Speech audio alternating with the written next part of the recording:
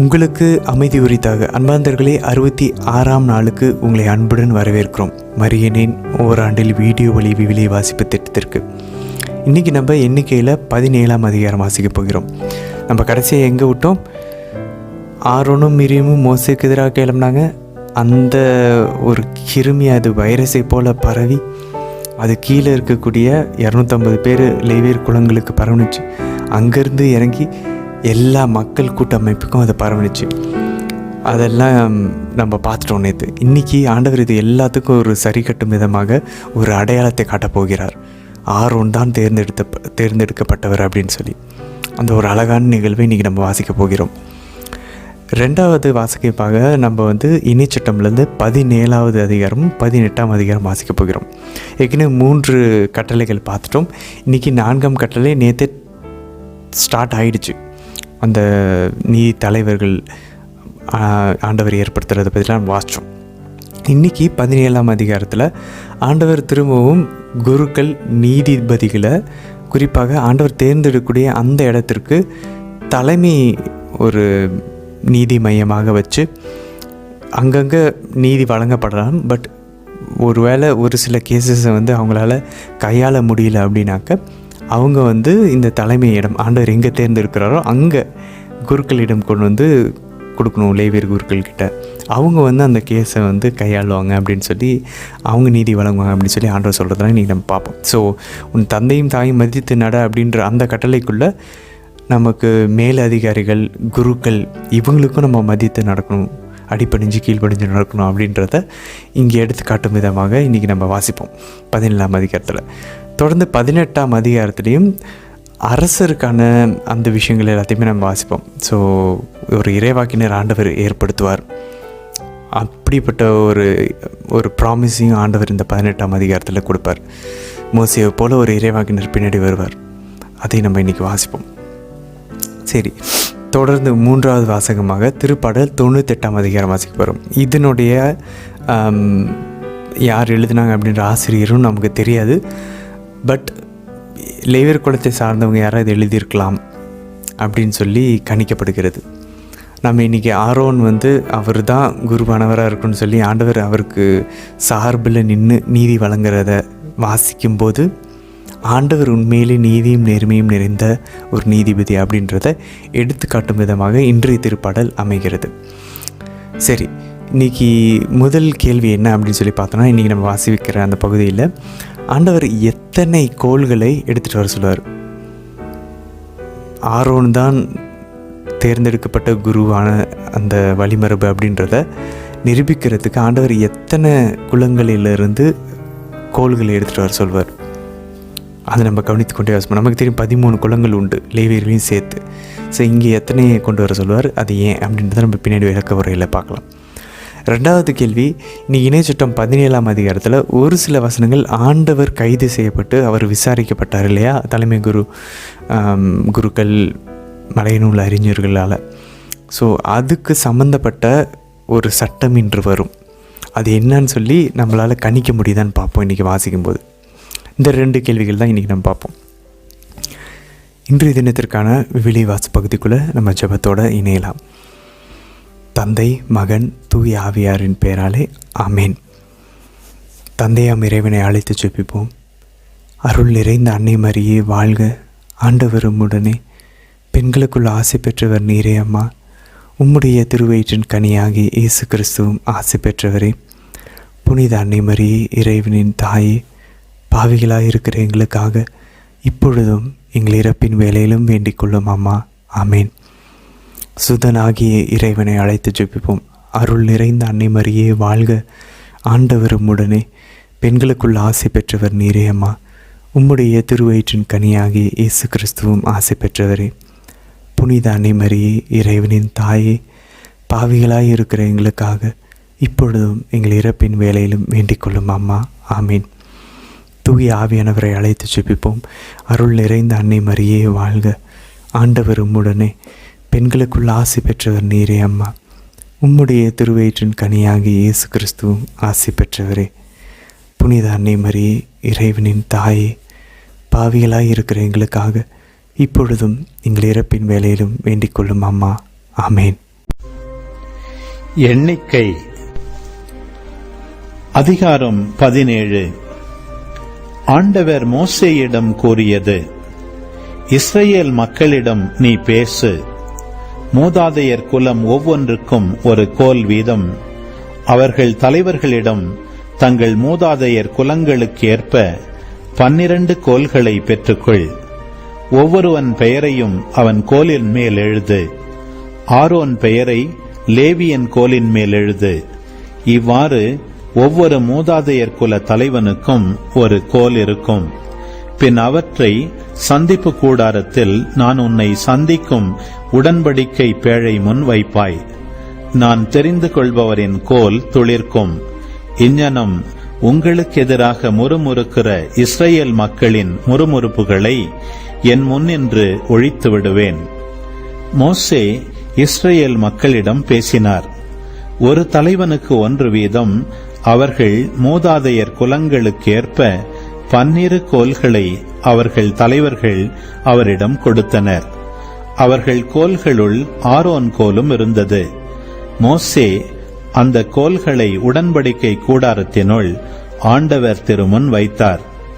மறுநாள் மோசே உடன்படிக்கை கூடாரத்தினுள் சென்றார். லேவி குலத்துக்காக இருந்த ஆரோனின் கோல் துளிர்விட்டிருந்தது. அது துளிர்த்து பூத்து வாதுமை பழங்களை தாங்கியிருந்தது. பின்னர் மோசே ஆண்டவர் முன்னின்று எல்லா கோல்களையும் எடுத்து வெளியே இஸ்ரவேல் மக்கள் அனைவரிடமும் கொண்டு வந்தார். அவர்கள் பார்த்தார்கள். ஒவ்வொரு தலைவனும் தன் கோலை எடுத்துக் கொண்டான். ஆண்டவர் மோசேயிடம், ஆரோன் கோலை திரும்ப எடுத்து உடன்படிக்கை பேழை முன்வை.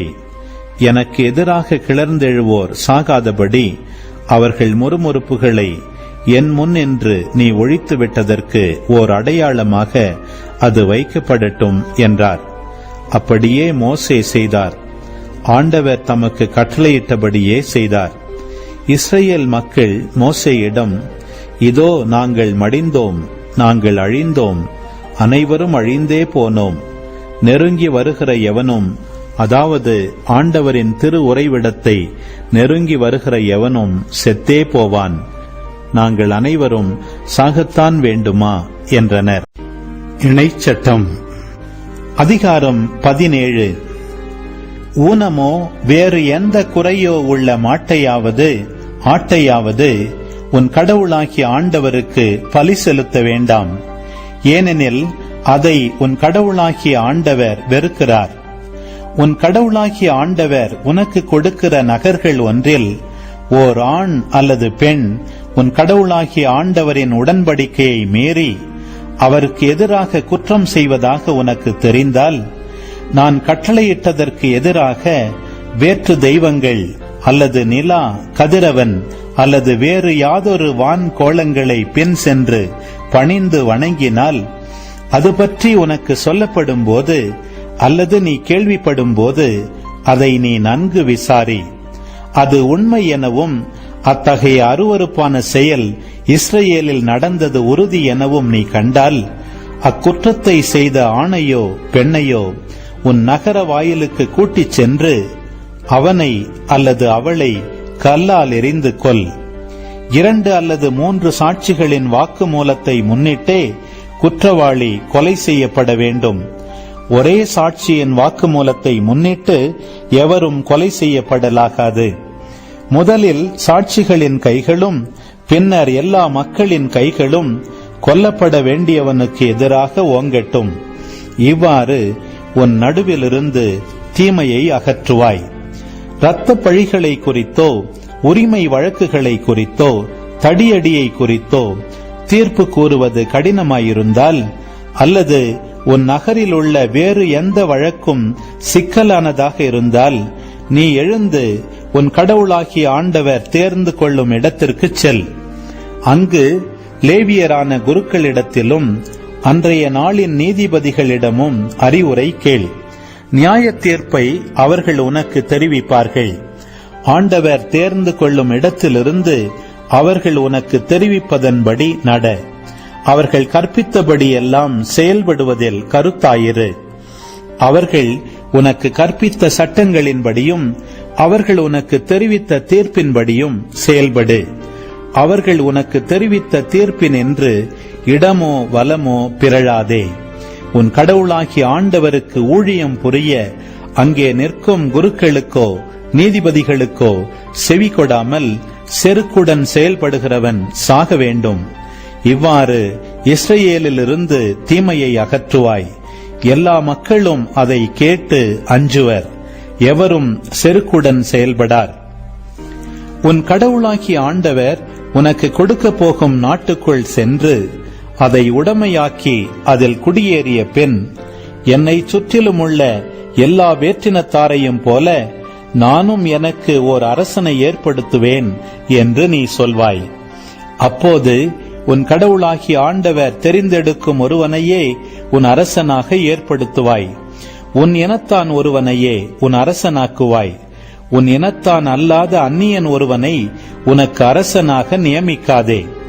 அவன் தனக்கென குதிரைகளை மிகுதியாக்கிக் கொள்ளாமலும் குதிரைகளை மிகுதியாக்கிக் கொள்ளும் பொருட்டு மக்களை மீண்டும் எகிப்துக்கு போகச் சொல்லாமலும் இருக்கட்டும். ஏனெனில் இனி அந்த வழியாக திரும்பவும் செல்லக்கூடாதென ஆண்டவர் உங்களுக்கு சொல்லியுள்ளார். அவன் இதயம் ஆண்டவரை விட்டு விலகாதிருக்க வேண்டுமானால் பல மனைவியரை கொள்ளலாகாது. வெள்ளியும் பொன்னும் அளவு மீறி சேர்க்கலாகாது. அவன் தன் அரசு கட்டிலில் அமர்ந்த பின் லேவியர் ஆகிய குருக்கள் பொறுப்பில் உள்ள இச்சட்ட நூலின் நகல் ஒன்றை தனக்கென ஓர் ஏட்டில் எழுதி கொள்ளட்டும். அதை தன்னோடு வைத்துக் கொள்ளட்டும். அதை நாள்தோறும் அவன் வாழ்நாள் முழுவதும் வாசிக்கட்டும். அதனால் அந்த சட்டத்தின் எல்லா வார்த்தைகளையும் அதன் நீதிமுறைகளையும் நிறைவேற்றுவதன் மூலம் அவன் கடவுளாகிய ஆண்டவருக்கு அஞ்சி நடக்க கற்றுக்கொள்வான். அதனால் அவன் இதயத்தில் இருமாப்பு கொண்டு தன் சகோதரருக்கு மேல் தன்னை உயர்த்தி கொள்ளாமலும் கட்டளைகளிலிருந்து பலமோ இடமோ பிறழாமலும் இருப்பான். அப்போது அவனும் அவன் புதல்வர்களும் இஸ்ரவேலில் நெடுநாள் ஆட்சி புரிவர். இணைச்சட்டம் அதிகாரம் 18. லேவிய குருக்களுக்கும் அனைத்து லேவிய குலத்தாருக்கும் இஸ்ரவேல் மக்களிடையே பங்கும் சொத்துரிமையும் இல்லை. ஆண்டவருக்கென செலுத்தப்படும் எரிபலிகளையும் அவருக்கே உரியவைகளையும் அவர்கள் உண்பார்கள். அவர்கள் சகோதரர்கள் நடுவே அவர்களுக்கு உரிமை சொத்து இல்லாதிருக்கட்டும். ஆண்டவர் அவர்களுக்கு வாக்களித்தபடி அவரே அவர்களின் உரிமை சொத்து. மக்களிடமிருந்து குருக்களுக்கு சேர வேண்டிய உரிமம் ஆவது, பலியிட வருவோர் பலியிடப்படும் ஆடு மாடு இவற்றின் முன்னந்தொடை தாடைகள் இறைப்பை ஆகியவற்றை குருவுக்கு கொடுக்க வேண்டும். உன் தானியம் திராட்சரசம் எண்ணெய் இவற்றின் முதற் பலனையும் கத்தரித்த ஆட்டு மயிரின் முதற் பங்கையும் அவனுக்கு கொடுக்க வேண்டும். ஏனெனில் அவனும் அவன் புதல்வர்களும் உன் கடவுளாகிய ஆண்டவர் பெயரால் அவர் முன்னிலையில் என்றென்றும் ஊழியம் செய்யும்படி அவர் அவனை உங்களது குலங்கள் அனைத்திலிருந்தும் தேர்ந்து கொண்டார். இஸ்ரவேலில் பரவியுள்ள யாதொரு நகரில் வாழும் ஒரு லேவியன் அங்கிருந்து புறப்பட்டு ஆண்டவர் தேர்ந்து கொள்ளும் இடத்திற்கு விரும்பி வந்தால், அங்கே ஆண்டவரின் முன்னிலையில் ஊழியம் செய்யும் லேவியராகிய தன் சகோதரரை போல அவனும் கடவுளாகிய ஆண்டவர் பெயரால் ஊழியம் செய்வான். அவன் தன் தந்தை வழி சொத்தில் வரவேண்டியதை அனுபவிப்பதுமன்றி தன் ஊழியத்திற்கான பங்கையும் உணவுக்காக பெற்றுக்கொள்ளட்டும். உன் கடவுளாகிய ஆண்டவர் உனக்கு கொடுக்கும் நாட்டுக்குள் போன பின் அந்த வேற்றினத்தாரின் அருவருப்பான செயல்களை கற்றுக்கொள்ளாதே. தன் புதல்வனை அல்லது புதல்வியை தீ மிதிக்கச் செய்கிறவனும் குறி சொல்கிறவனும் நாள் பார்க்கிறவனும் சகுனங்களை நம்புகிறவனும் சூனியக்காரனும் மந்திரவாதியும் ஏவி விடுகிறவனும் மாயவித்தைக்காரனும் இறந்தவர்களிடம் குறி கேட்கிறவனும் உங்களிடையே இருத்தலாகாது. ஏனெனில் இவற்றையெல்லாம் செய்கிறவன் ஆண்டவருக்கு அருவருப்பானவன். இப்படிப்பட்ட அருவருப்பான செயல்களின் நிமித்தம் உன் கடவுளாகிய ஆண்டவர் உன் முன்னிலையில் நின்று அவனை துரத்தி விடுவார். உன் கடவுளாகிய ஆண்டவருக்கு நீ முற்றிலும் உண்மையாயிரு. ஏனெனில் நீ துரத்திவிடவிருக்கும் இந்த வேற்றினத்தார் குறி சொல்லுகிறவர்களுக்கும் நாள் பார்க்கிறவர்களுக்கும் செவி கொடுக்கிறார்கள். அவ்வாறு செயல்பட உன் கடவுளாகிய ஆண்டவர் உன்னை அனுமதிக்கவில்லை. உன் கடவுளாகிய ஆண்டவர் உன் சகோதரர் நடுவினின்று என்னைப் போல் ஓர் இறைவாக்கினரை ஏற்படுத்துவார். நீ அவருக்கு செவிகொடு. ஓரேபில் திருப்பேரவை கூடிய நாளில் நீ உன் கடவுளாகிய ஆண்டவரிடம் மன்றாடி, நான் இறந்து போகாதபடி என் கடவுளாகிய ஆண்டவரின் குரலொலியை இனி நான் கேட்காமலும் இப்பெரும் நெருப்பை இனி நான் காணாமலும் இருப்பேனாக என்று விண்ணப்பித்த போது ஆண்டவர் என்னை நோக்கி, அவர்கள் சொன்னதெல்லாம் சரி என்றார். உன்னை போல் ஓர் இறைவாக்கினனை அவர்களுடைய சகோதரர்களினின்று நான் அவர்களுக்காக ஏற்படுத்துவேன். என் வார்த்தைகளை அவனுடைய வாயில் வைப்பேன். நான் கட்டளையிடுவது அனைத்தையும் அவன் அவர்களுக்கு சொல்வான். என் பெயரால் அவன் சொல்லும் என் வார்த்தைகளுக்கு செவி கொடாதவனை நான் வேறறுப்பேன். ஆனால் ஓர் இறைவாக்கினன் எனது பெயரால் பேசுவதாக எண்ணிக்கொண்டு நான் அவனுக்கு கட்டளையிடாதவற்றை பேசினால் அல்லது வேற்று தெய்வங்களின் பெயரால் பேசினால் அந்த இறைவாக்கினன் சாவான். ஆண்டவர் சொல்லாத வார்த்தை இன்னதென்று எப்படி நான் அறிவது என்று நீ உன் மனத்தில் எண்ணலாம். ஓர் இறைவாக்கினன் ஆண்டவரின் பெயரால் உரைப்பது நடைபெறாமலும் நிறைவேறாமலும் போனால் அந்த இறைவாக்கினன் தன் எண்ணப்படியே பேசுபவன். அவனுக்கு நீ அஞ்ச வேண்டியதில்லை. திருப்பாடல் 98. ஆண்டவருக்கு புதியதொரு பாடல் பாடுங்கள். ஏனெனில் அவர் வியத்தகு செயல்கள் புரிந்துள்ளார்.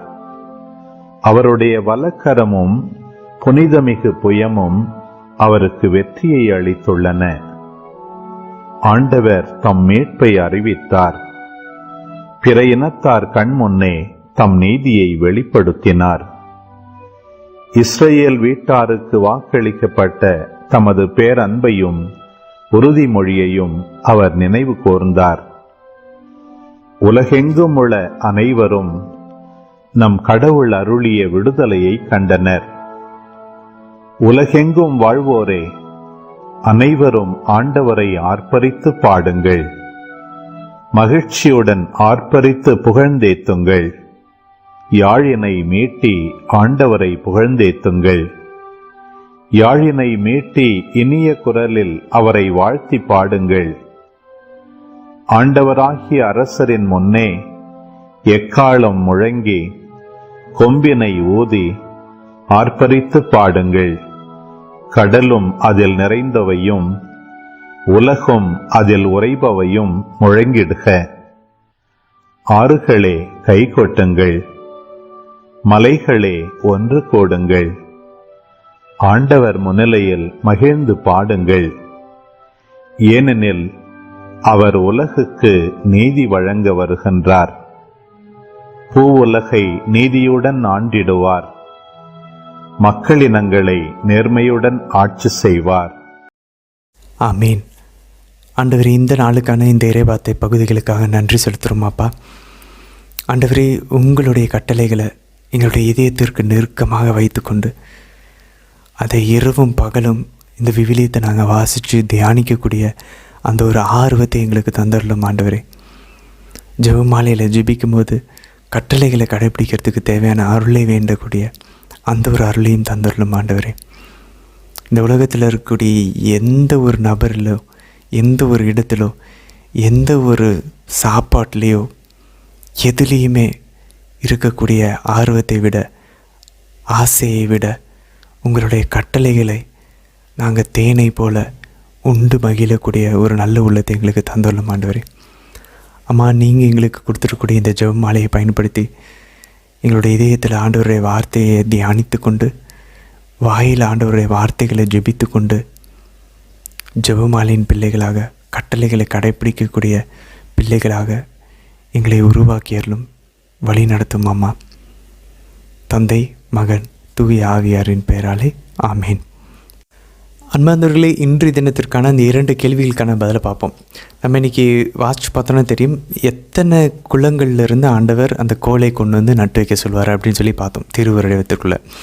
ஸோ ஆக்சுவலாக ஆண்டவர் வந்து 12 குளங்கள் லேவியர் குலத்தையும் சேர்த்து லேவியர் குலத்தின் கோலின் மேலே ஆரோனுடைய பெயரை எழுதணும் அப்படின்னு சொல்லி ஆண்டவர் சொல்லுவார். ஏன்னா லேவியர் குலத்தில் ஆரோன் தான் தேர்ந்தெடுக்கப்பட்டார்ன்றது ஏற்கனவே தெரிஞ்சு போச்சு, அந்த கோராவினுடைய அந்த பிரச்சனையிலே தெரிஞ்சிருச்சு. இப்போது மற்ற குலத்துலேருந்து லேவியர் குலத்தை தான் ஆண்டவர் தேர்ந்தெடுத்தார்ன்றதை நிரூபிக்கணும்.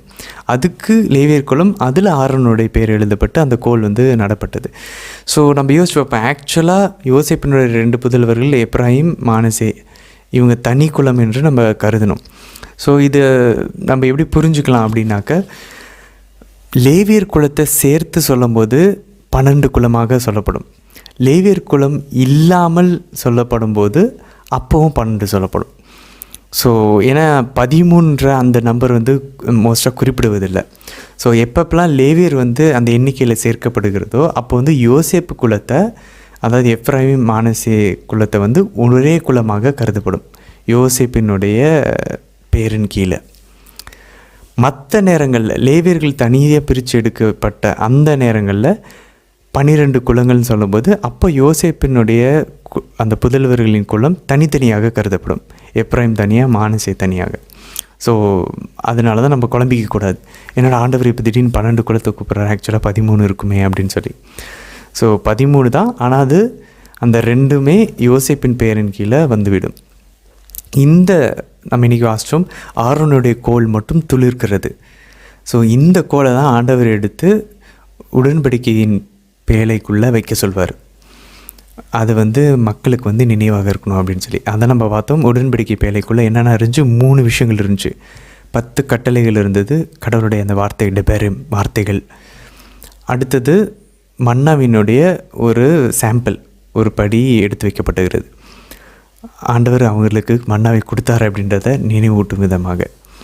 3வது ஆரோனுடைய தொழுதுகோல், தலைமை குரு அப்படின்னு சொல்லி நம்ம ஏற்கனவே பார்த்தோம். இது 3யுமே ஆண்டவர் இயேசு நிறைவு செய்கிறார். அவரே இறை வார்த்தையாக வந்தார், அவரே தலைமை குருவாகவும் இருக்கிறார், அவரே வானிலிருந்து இறங்கி வந்த மன்னாவாகவும் இருக்கிறார். இது 3யும் அடக்கிய தெய்வமாக தான் உடன்படிக்கையின் பேழையும் நம்ம பார்த்தோம். ஸோ இதுதான் முதல் கேள்விக்கான பதில். 2வது கேள்வி, இன்றைக்கி இணைச்சட்டத்தில் ஒரு வசனம் வந்து ஆண்டவர் இயேசுவை குறிக்கக்கூடிய ஒரு வசனமாக இருக்கும். ஆண்டவர் கைது செய்யப்பட்டு விசாரிக்கப்பட்ட நேரத்தில் என்ன அப்படின்னு பார்த்தோன்னா 6வது வசனம். அங்கே நம்ம பார்க்குறோம் 2 அல்லது 3 சாட்சிகளினுடைய அந்த சாட்சியங்கள் ஒத்து போகணும். அப்போ தான் அவங்க வந்து சாவுக்கு தண்டனையிட முடியும்.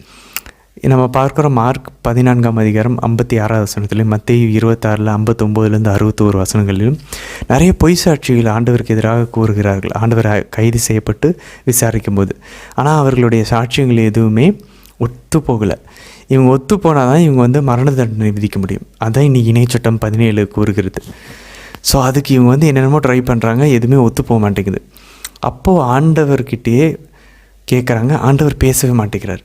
அப்போ நம்ம மத்திய நற்செய்தியில் வாசிக்கிறோம், தலைமை குரு எந்திரிச்சு எல்லாரையும் அடக்கிட்டு ஆண்டவர் இயேசுவை பார்த்து கேட்குறாரு, வாழும் கடவுளின் பெயரால் ஆணையிட்டு கேட்கிறேன், நீதான் இறை மகனா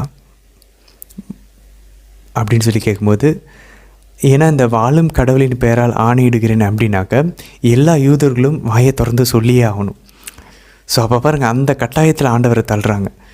நீங்கள் வாழும் கடவுளின் பெயரால் ஆணையிட்டு கேட்குறேன் அப்படின்னா எல்லா யூதரும் வாயை திறந்து சொல்லியே ஆகணும். அப்பா ஆண்டவர் சொல்கிறார், நானே, மேலும் மானிட மகன் வல்லவர் என்னுடைய வலது புறத்தில் அமர்ந்திருப்பதையும் வான்மேகங்கள் சூழ இறங்கி வருவதையும் நீங்கள் பார்ப்பீங்க அப்படின்னு சொல்லணும்னா தலைமை குரு வந்து அங்கேயே கிழித்து கொண்டு அவரால் தாங்கிக்க முடியல, கடவுளுடைய மகனா அப்படின்னு சொல்லி. ஸோ அப்போ அவருடைய வாயிலிருந்தே பழித்துறை ஆண்டவருக்கு எதிராக பழித்துரைச்சாச்சு. அப்போது ஒருத்தர் பாருங்கள், யாராவது கடவுளை வந்து வாங்க வேறு ஒரு கடவுளை வணங்கலாம்னு சொல்லி கூட்டிகிட்டு போனால் அவங்கள தான் கல் எறிஞ்சு கொள்ளணும். அப்போ ஆண்டவர் வந்து தன்னையே கடவுளுடைய மகன் சொல்லும்போது அவரை கடவுளுக்கு ஈக்குவல் ஆக்கிக்கிறார், நிகராக்கிக்கிறார். அதனால தான் இவர் வந்து பிளாஸ்பெமி, பழித்துரைக்கிறார், கடவுளை இழிவாக பேசுகிறார், கடவுளை உண்மையான கடவுள்கிட்ட இருந்து இவனையே இவனை கடவுள்னு சொல்லிக்கிறான்னு சொல்லி தான் கல்லெறியை பார்க்குறாங்க. அது நடக்கலைன்றப்ப மரண தண்டனை விதிக்கிறதுக்கு சாட்சிகளை சேர்க்குறாங்க. இப்போது அவர் வாயிலிருந்தே வந்துருச்சு. ஆனாலும் யோவான் நற்செய்தி 18:31 வாசிக்கிறோம், ஆண்டவரை இவங்களால் அப்போ ரோமியர்கள் தான் இஸ்ரேல் மக்கள் ஆண்டு கொண்டு இருந்தாங்க. அப்போது இவங்களால் மரண தண்டனை விதிக்க முடியாது. ரோமியர் ஆளுநரினுடைய ஒப்புதல் இல்லாமல் இவங்களால் யாருக்கும் மரண தண்டனை விதிக்க முடியாது. இவங்க தனியாக இவங்களை ஆண்டு கொண்டிருந்தப்போ யூதர்கள் மோசேவின் சட்டப்படி மரண தண்டனை இப்போ விதிக்கலாம். ஆனால் இப்போ இவங்க ரோமியர்களுடைய கீழே இருக்கனால யாருக்கும் ரோமியர் ஆளுநருடைய ஒப்புதல் இல்லாமல் யாரையும் கொல்ல முடியாது. அதனால தான் ஆண்டவரை கூட்டிகிட்டு பிலாத்துவிடம் போகிறார்கள். பிலாத்து ரோமியர்களினுடைய ஆளுநர். அப்போது யூதர்களை ஆண்டு கொண்டிருந்த ரோமியர்களினுடைய ஆளுநர் பிலாத்து. ஸோ அதனால தான் அவர்கிட்ட கொண்டு போகிறாங்க, இவர் எப்படியாவது கொல்லணும் ஆண்டவர் இயேசு அப்படின்னு சொல்லிட்டு. ஸோ இது ஒரு பக்கம் இருக்க.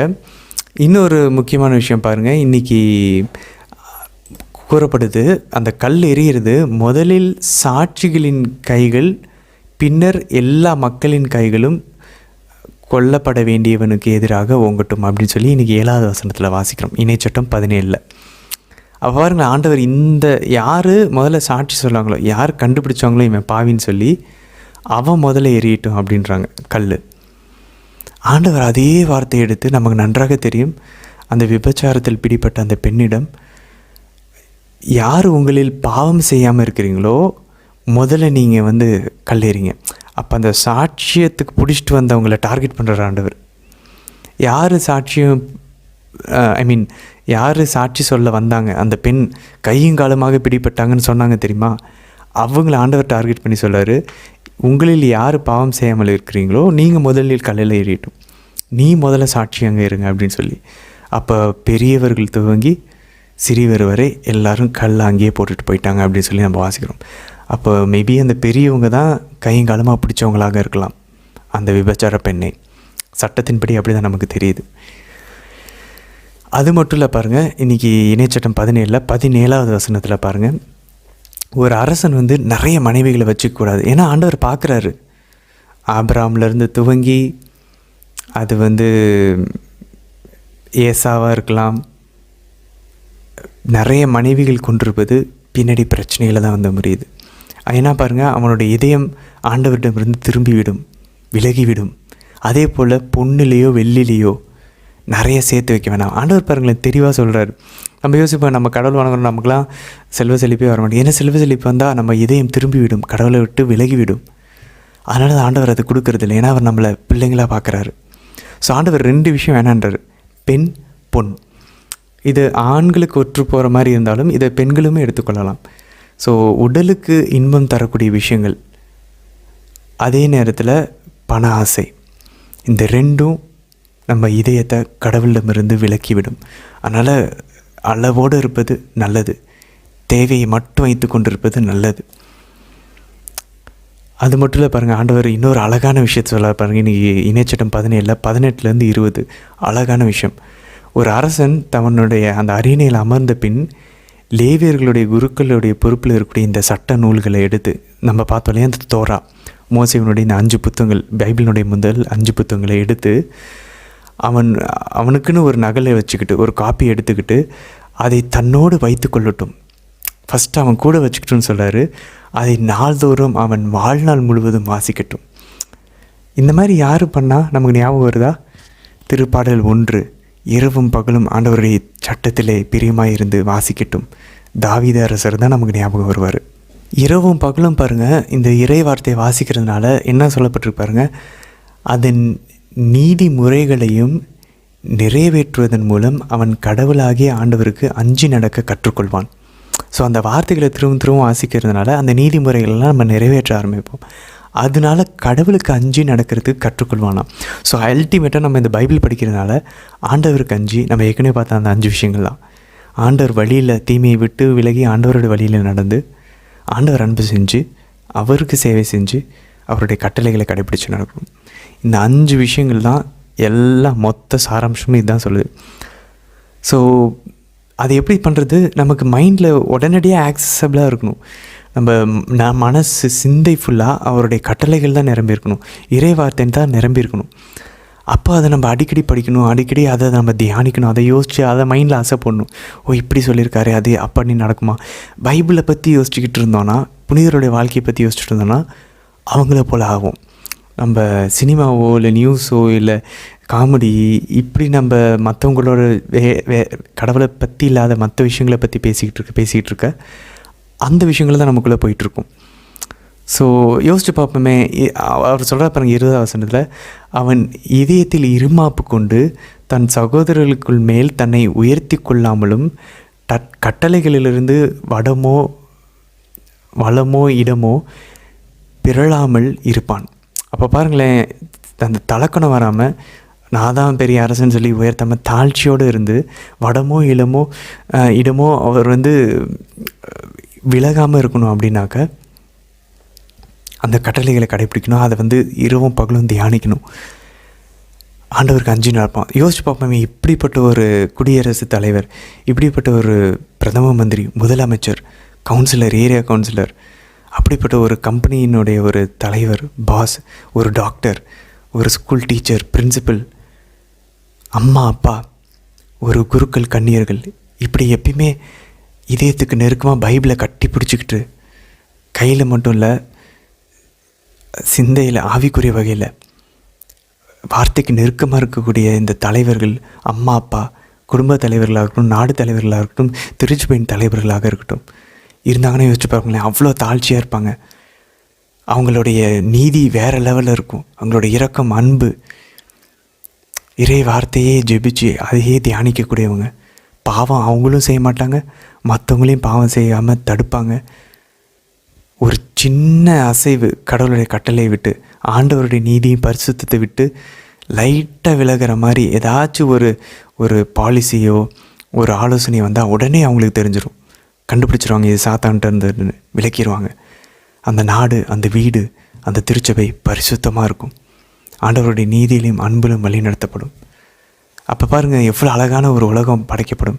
ஆண்டவர் அதுக்கு எதிர்பார்க்குறது ஒன்று தான், யாராவது ஒருத்தர் தலைமையில் இருக்கவங்க ஆண்டவருடைய வார்த்தைக்கு அதை எல்லாத்த விடையும் அதிகமாக நேசிக்கிறவங்களா இருக்கணும், கடவுளை நேசிக்கிறவங்களா இருக்கணும், அவருக்கு அஞ்சு நடக்கிறவங்களா இருக்கணும்.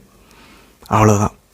அப்படி தான் தாவீது நடந்தார். அவரும் ஒரு மனித இயல்பில் பாவம் செஞ்சார், ஓகே. பட் ஆனாலும் உடனடியாக ஆண்டவரிடம் திருப்பி மன்னிப்பு கேட்டார். ஸோ ஆட்டோமேட்டிக்காக பாருங்கள், ஆண்டவர் தாவீதை பார்த்து பாவம் செஞ்சதுக்கப்புறம் மனமாறினதுக்கப்புறம் ஆண்டவர் சொல்கிறாரு, என் மனதுக்கு நெருக்கமானவர்னு சொல்லி. அந்த ஒரு தலைப்பு பின்னாடி ஆண்டவர் இயேசுக்கு மட்டும்தான் யோவான் நற்செய்தி 1 அதிகாரத்தில் நம்ம பார்க்குறோம். ஆண்டவருக்கு நெருக்கமான தன் ஒரே மகன், அவரே தந்தையை நமக்கு வெளிப்படுத்தினார்னு சொல்லி. ஸோ பைபிளில் 2 பேர் தான் கடவுளுடைய மனசுக்கு நெருக்கமானவங்க, ஒன்று தாவீது, இன்னொன்று ஆண்டவர் இயேசு. பாருங்களேன், ஏன் தாவீது அவரோட கடவுளுடைய வார்த்தையின் மேலே அவ்வளோ அன்பு வச்சுருந்தார். 18ஆம் அதிகாரம் இணைய சட்டமில் பாருங்கள், 10-12 வசனங்கள் நம்ம திரும்ப பார்த்துட்ருக்கோம். முதல் கட்டளைக்கு எதிரான பாவம், தீ மிதிக்க சொல்கிறது, குறி சொல்கிறவங்ககிட்ட போகிறது, நாள் பார்க்குறது, சகுனம் பார்க்குறது, சகுனத்தை நம்புறது, சூனியக்காரர்களிடம் போகிறது, மந்திரக்காரவங்ககிட்ட போகிறது, ஏவி விடுறது, மாய வித்தை காட்டுறவங்ககிட்ட, இறந்தவர்களிடம் குறி கேட்குறது, இதெல்லாம் இருந்தால் ஆண்டவர் சொல்ல பாருங்க, இதெல்லாம் ஆண்டவருக்கு அருவருப்பானவன், அதை செய்கிறவன். அதே போல் பாருங்கள், இந்த முதல் கட்டளை எதிராக செஞ்சோன்னா எல்லா பிரச்சனைகளும் வரும். அதனால் நம்ம ஏற்கனவே பார்த்துட்ருக்கோம், திரும்பி போய் அதுக்கு பரிகாரம் பண்ணி ஆண்டவர்கிட்ட பாவசிங்கத்தனம் சொல்லி நம்ம இதிலேருந்து வெளியே வரணும். கயிறு தாய்த்து மந்திரிச்சு கட்டுறது எல்லாத்தையுமே தூக்கி வெளியே போடணும். அதுவே நம்ம பிரச்சனைகளுக்கும் தடைகளுக்கும் பாவத்துக்கும் காரணமாக இருக்கலாம். கடவுளுடைய ப்ரொட்டெக்ஷன்லேருந்து நம்மளை வெளியே எடுத்துருச்சு, பாதுகாப்புலேருந்து. திரும்பி கடவுளுடைய பாதுகாப்புக்குள்ளே அவருடைய சிறகுகளின் நிழலுக்குள்ளே வரணும். ஸோ அப்படின்னா இதை தூக்கி வெளியே போடணும். தொடர்ந்து பாருங்கள், இணையச்சட்டம் 15வது வசனத்தில் பாருங்கள், கடவுளாகிய ஆண்டவர் உன் சகோதரர் நடுவே நின்று என்னை போல ஒரு இறைவாக்கினரை ஏற்படுத்துவார், நீங்கள் அவருக்கு செவி கொடுக்கணும் அப்படின்னு சொல்லி ஆண்டவர் மோசே வழியாக சொல்கிறத பார்க்குறோம். பின்னாடி நம்ம அதை இதை மெஸ்ஸியாவுக்கான இறைவாக்காக பார்க்குறாங்க. ஸோ நம்ம பார்க்குறோம், ஆண்டவர் அந்த தாவூர் மலையில் உருமாற்றம் அடைஞ்ச போது, இவரே நான் அன்பார்ந்த மகன், இவரையில் நான் பூரிப்படுகிறேன், இவருக்கு செவிசாயுங்கள். ஸோ அவருக்கு நீங்கள் செவி கொடுங்கன்னு சொல்கிறாங்க. அந்த ஆண்டவர் இயேசு வந்ததுக்கப்புறம் தந்தை அதை உறுதிப்படுத்துகிறார், இவருக்கு செவி கொடுங்க. மாதவா அதான் சொல்கிறாங்க, அவர் சொல்வதை செய்யுங்கள். ஸோ அந்த இறைவாக்கினர் ஒரு புதிய மோசேவை போல் ஒருத்தர் வருவார்னா அது புதிய மோசே ஆண்டவர் இயேசு தான். அதே போல் பாருங்கள், இன்னொரு முக்கியமான விஷயம் இதுதான், கடைசி ஒரு அப்சர்வேஷன், முக்கியமான ஒரு குறிப்பு.